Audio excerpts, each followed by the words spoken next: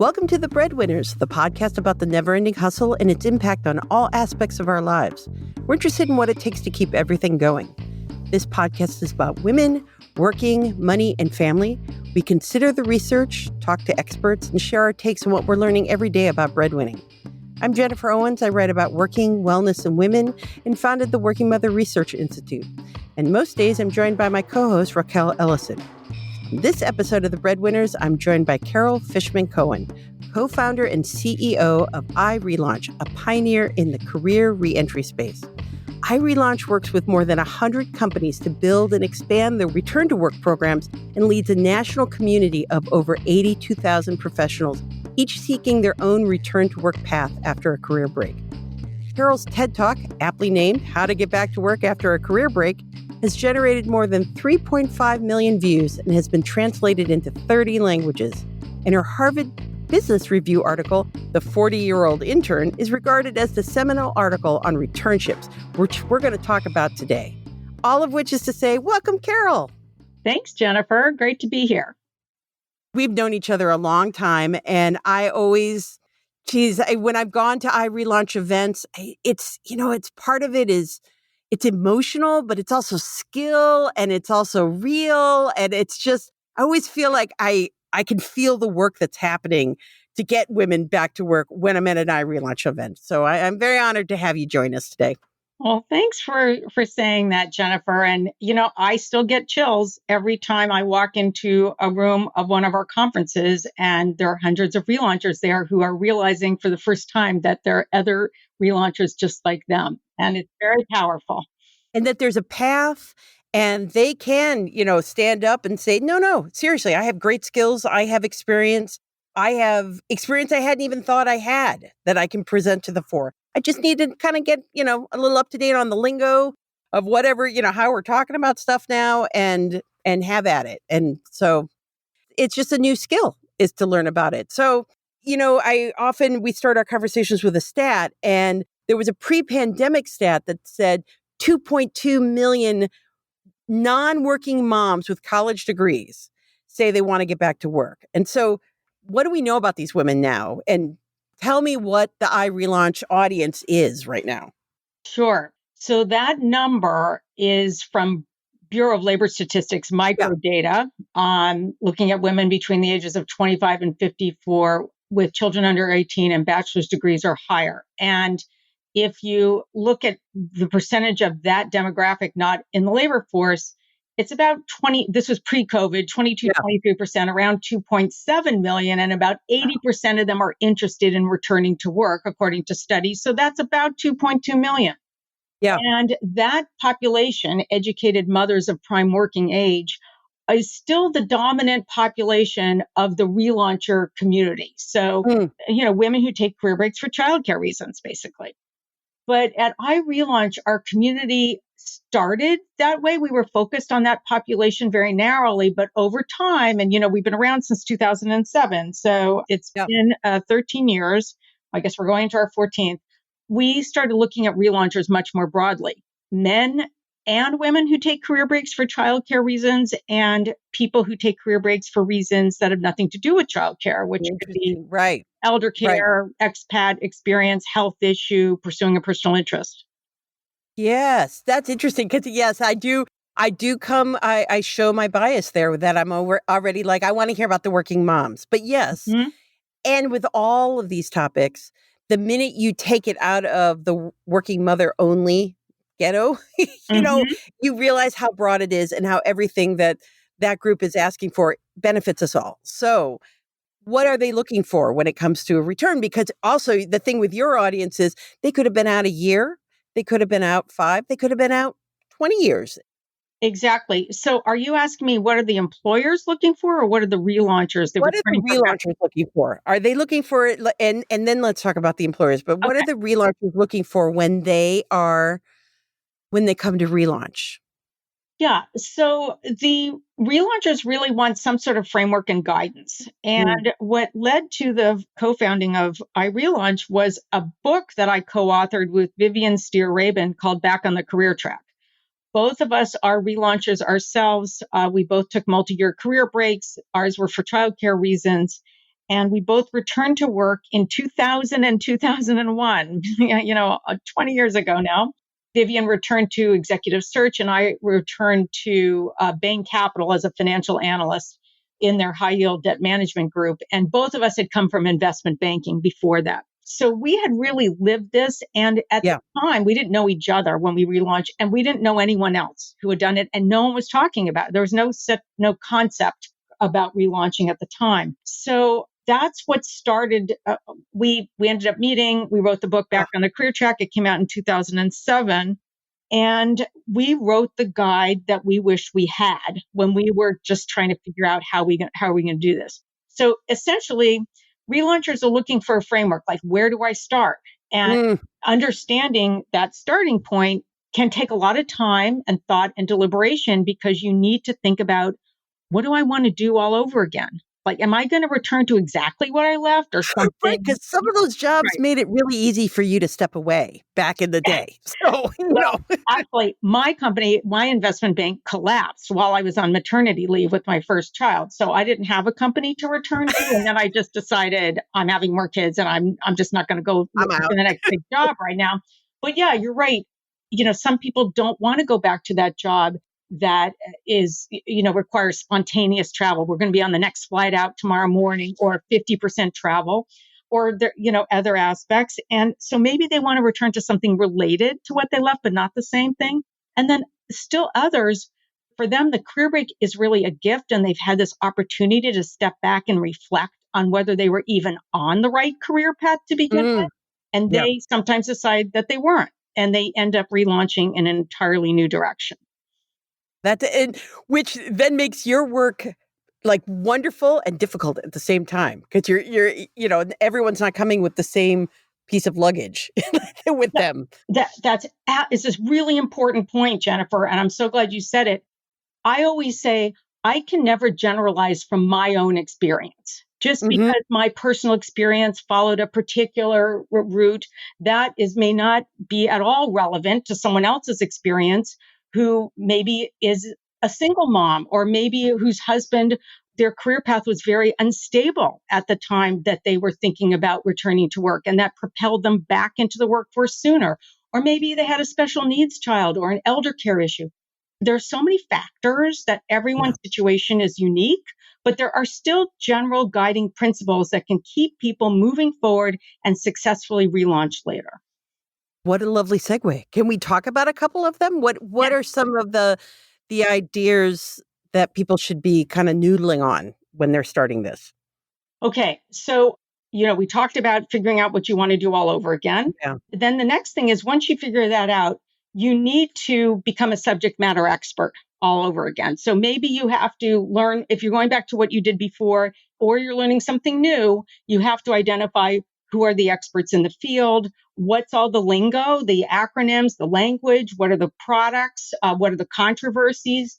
If you get very conversant in what's going on in your field, then one of the things that relaunchers are worried about, which is ageism or somehow coming across as stale, goes away, because you can engage in substantive conversations with other people in your field, and especially in the interview, and people will focus more on the substance of what you're saying and less on how old you are or how many years you had out of the workforce. So I'd say that's a very important step. And also, by becoming a subject matter expert, you gain confidence. And there are a few pieces to this process that help you gain confidence, which is, we can talk about that in a minute. Yeah. But issues of confidence is prevalent among almost all relaunchers, even those who were senior or, very accomplished before their career breaks. But the subject matter expertise helps build confidence. The practicing I know people call it an elevator pitch, but your narrative, what you're interested in doing, and your background, being able to talk about that succinctly.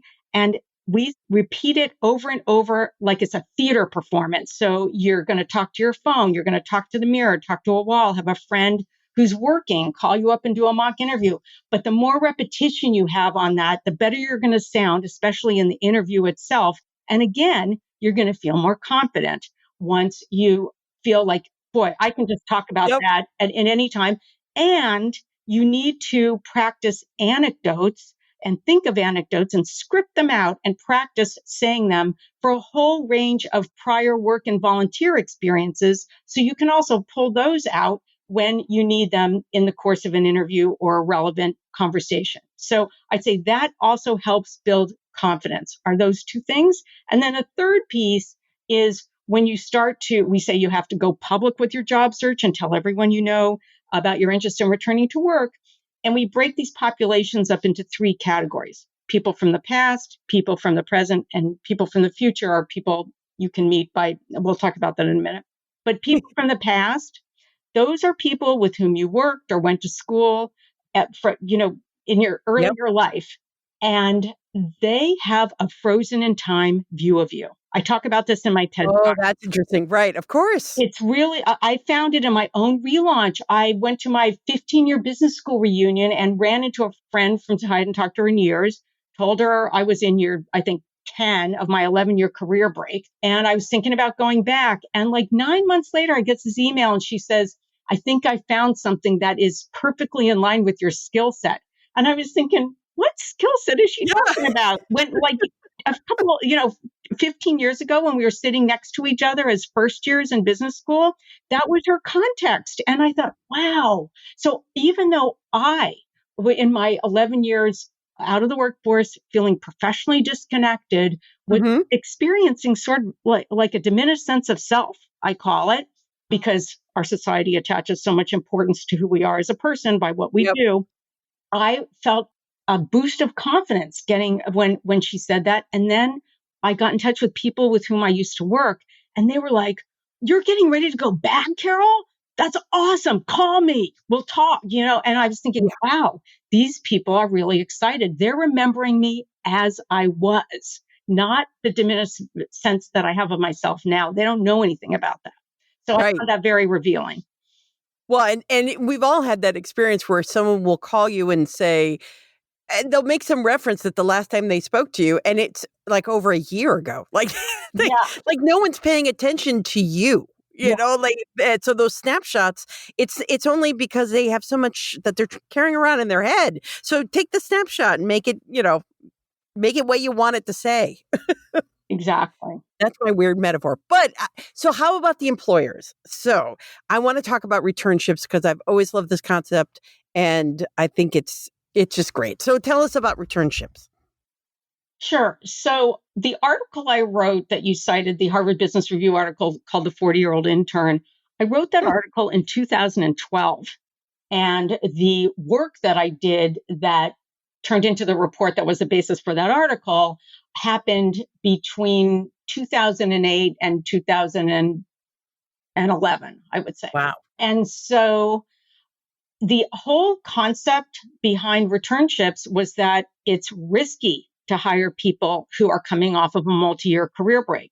So let's lower this, I say, perceived risk. Let's lower this risk by creating an internship-like experience where we can test people out and see what their work product looks like before we have to make the hiring decision. So that was the thinking. And also came around the same time, the investment banks on Wall Street are leaders in this area. Yeah. And the very first company that had a returnship program, even though that was not the first return to work program, that happened with Lehman Brothers a few years before. But Goldman Sachs in 2008 had the first returnship program involving an internship concept. And actually, Sara Lee Corporation started one the same year. A lot of people don't know that because that program went away over time. But that was the first returnship. And then 2013, JP Morgan started one, 2014, Credit Suisse and Morgan Stanley. So they started growing. And the reason that these programs started on Wall Street was because all of a sudden the company said, we don't have enough women at mid to senior level roles. They had been leaving all the way through. And I say it's because these companies are so old. These Wall Street companies are so old that they've had so many generations go through their whole, progression, and women leaving at every stage. Finally, it gets to be urgent. They really have hardly any of these women. So they start these programs so they can meet them at the other side of their career breaks and then have them be in a position where they can come in at mid-level and potentially, move up to senior level. So that was how they all started out. Now, in 2014, I relaunched Return to Work Conference, and that was the first year that we had up on stage 5 women who had relaunched their careers by participating in one of these Wall Street or financial services companies. Actually, one of them was MetLife, and the other 4 were the big investment banks. Mm-hmm. And at that moment, a light bulb went off in my head, and I thought, we have to take this concept to another sector. So we had been doing at iRelaunch, we had been doing some work with the Society of Women Engineers. And so I went over and I talked to them, and they love this idea. So I said, do you think we could structure something where we start to organize a group of companies that want to create these programs in the same time frame? So we worked together and created this concept called the STEM Reentry Task Force. And it started in late 2015. The first programs from it launched in 2016. And the companies involved were some of the biggest companies in the world, IBM and General Motors and Caterpillar and Cummins. And it was a great group right out of the gate. Yeah. Now, at this point, we just finished our 5th year. We have 32 companies that have been a part of the task force. 23 of them have launched programs so far. Over 600 professionals have gone through task force member company programs. So each company that joins has its own in-house program, and 86% of them have been hired. So the conversion rate of these programs, and that number, that percentage, 86% conversion, means how many complete the program and then get hired. Yeah. That is supported by similar numbers that we've seen in programs that are not part of the STEM Reentry Task Force. And, a lot of the financial services programs are Wall Street. That's average. So we're like, wow, this model works. And the one comment I'll make, because we started to see a proliferation of these programs between 2016 and 2019. We can talk about 2020, which is pretty. Yeah, that's a different thing. Yes. Yeah. So anyway, but these programs are proliferating. And what we're starting to see now is really interesting. There are some companies that are switching from a returnship model to what we call a direct hire model. And direct hire means there's no internship. The relauncher gets hired as an employee from day one, but there's still programming around it. There's still some programming and mentorship and transitional support as people are coming back to work after a career break, but there's no more internships. So when I talk to companies that started as returnships and changed to direct hire, or started as direct hire right from the beginning, I ask them why they chose that structure. And they say, we see these, either we had 100% conversion rate in our pilot program, or we see the companies all around us that have these high conversion rates. And we thought, maybe this is not as risky as we thought. So that's an evolution we're starting to see. And it's super interesting. And so how about with the pandemic? So what's happened? Yeah, what's happened? Because we've seen the numbers of the women who are leaving the workplace. We have women who are going to be your next clients, in a couple of months coming up. But what's happened with the returnship programs on the employer side, or all the return to work programs on the employer side during the pandemic to start? Right. I say today's employees that are leaving during COVID are tomorrow's relaunchers. Yes, so that's kind of what you were saying in a slightly different words. But, I don't think it's going to be a couple months. I think it's going to be a couple of years, because one of the things that we have found pretty consistently with relaunchers is invariably they say, I was on career break a lot longer than I thought it was going to be. Like you go, you think I only thought I was going to be out a year or two. And the next thing you know, 10 years had gone by. Or you thought, just as I was sort of emerging from that childcare career break, my mom got sick and I was in an elder care situation. So we see these career breaks be prolonged. I'm thinking that we're going to see in a couple of years that we're going to have an influx of relaunchers.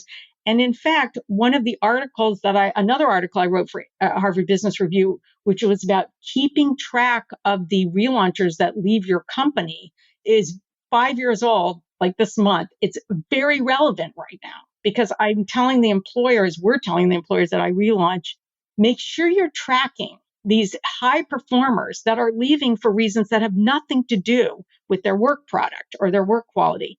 That is an off the chart life moment that's happening right now. Yes, exactly. And so track them. Just sometimes companies do a really good job on exit interview of tracking where employees go when they move to another company, but not when they move to go on career break. Now's the time to be tracking so you can be in touch with these high performers and your company is top of mind when they are getting ready to come back in. So that's really important. It was pretty fascinating what we saw in 2020. We saw companies that had already started their programs in person, like they usually do, and a lot of them are cohort based. That's one of the wonderful qualities of these return to work programs is you go through the program with a group of other relaunchers and you Right. become You have a really network close. right from the beginning. Yeah. Right. Oh, that's So, exciting. Yeah. so so that and I actually have another Harvard Business Review article called The Power of the Cohort in Career Reentry Programming. It's all about how important this cohort experience is. The ones that had already started, we saw them pretty seamlessly move their programs virtually, just like companies had to move tens of thousands of people to work from home. They had to move their return to work programs to a virtual format. There were variations. Some made their program a little longer because of that. Some made it shorter. Some of them we added in individual executive coaching to have additional touch points. So there's a whole range of different types of programming you can do to enhance the return to work experience, especially in a virtual environment. So we saw that. We did see a couple of months, I'd say around March or April, where I felt that there was like kind of paralysis as far as return to work programs had gone because companies were focusing on moving all of these employees to work from home. But then it was kind of more of a lag. They started revving up again, and we saw companies move to a model where they are recruiting, hiring, and onboarding the relaunchers completely virtually, never meeting them, and they go through the whole Yeah. program, in that way. And of course, that was the same with people who didn't take career breaks were experiencing that. Right. Well, so if I am a working mom or dad or whatever, and this pandemic moment particularly is driving me to think I need to step away. I need to start my career break clock. Are there some things that they should be thinking about? Mm-hmm. Yes, I'm so glad you asked me this question because people who are anticipating a future relaunch, whether it's near term because of COVID or a little further out, there are some things that you should be doing and can do now that will help you relaunch later. Mm. So, number one is document. Start while you're on the job and everything's fresh in your mind. Open up an e-file and start taking notes and start writing up when did you learn things. Anytime you learn something positive, negative, anytime a milestone moment, start documenting it and throwing it into this file, because remember, when you're on the other end of your career break, you are going to have to essentially recreate the past if you don't have the notes, because you have to rely on anecdotes from your prior work experience that are relevant to whatever you're going to be applying for in the future. And if you have those notes already, your post relaunch self is going to thank you for doing it now. So that's number one. Number two is to consciously list out and think about the people that you want to maintain relationships with or make sure you've solidified relationships with now in anticipation of taking a career break later. And I don't just mean your boss and peers in the Mhm. organization, but I mean junior people. Because if you think about it, those junior people are going to be moving up while you're on career break. And sometimes they can be in a position to open a door for you. This happened to me. One of the most junior guys on one of my investment banking teams, like an analyst right out of college. I was the MBA on the team. Yeah. I was out for 11 years. He was moving up. He becomes a managing director at Bain Capital. He's the one who invited me to come in and talk to a few people. And we have numerous stories of relaunchers who are working for people who used to work for them. So really important to keep track of those junior people in the mix. That is, ooh, I like that one. And just in general, know you're going to come back. I think, that this career break is likely just a chapter in a long story. Yes, absolutely. You should keep in mind, be patient with yourself. It might take longer than you think. Maybe you're not going to end up with your dream job right away. It depends on the circumstances. What is the You didn't economic? out of college. Why would you do it now? Right. But the realities of looking for a job in the middle of an economic downturn, although you wouldn't think about that watching the stock market, but we're in an economic Yep. downturn, even though it's very sector specific. So, it might take longer. You might not get your dream job right away, but you can successfully get back to work. And if you're applying for a job at a company that does not have a formal return to work program, which is still most companies, despite all the work Yeah. we're doing, and you think that the employer or whoever you're interviewing with is like a little nervous or somehow insecure about the idea of bringing you on because of your career break, you can suggest an internship like experience. Why don't you take me on for a contractor role so you can see an example of my work before having to make a permanent hiring decision? You can suggest that to them. Now, some managers will dismiss it out of hand. Others will have never thought about it before. And that, again, lowers the perceived risk and mimics exactly what we've built these return to work programs on. And you've brought a creative idea to the fore, right Yeah. while you're interviewing with them. I love it. Yep. Well, thank you for joining us on The Breadwinners. Our guest today was Carol Fishman Cohen of iRelaunch, and we'll have links to some of her many, many great articles, and of course, iRelaunch, so that you can get involved, you can learn more, and you can, get on your path if that's the journey you're on right now. Email us anytime at thebreadwinnerspod@gmail.com or visit us at thebreadwinnerspodcast.com. Please remember to subscribe to our podcast and to rate and review it. It really helps us grow. Until next week, keep hustling.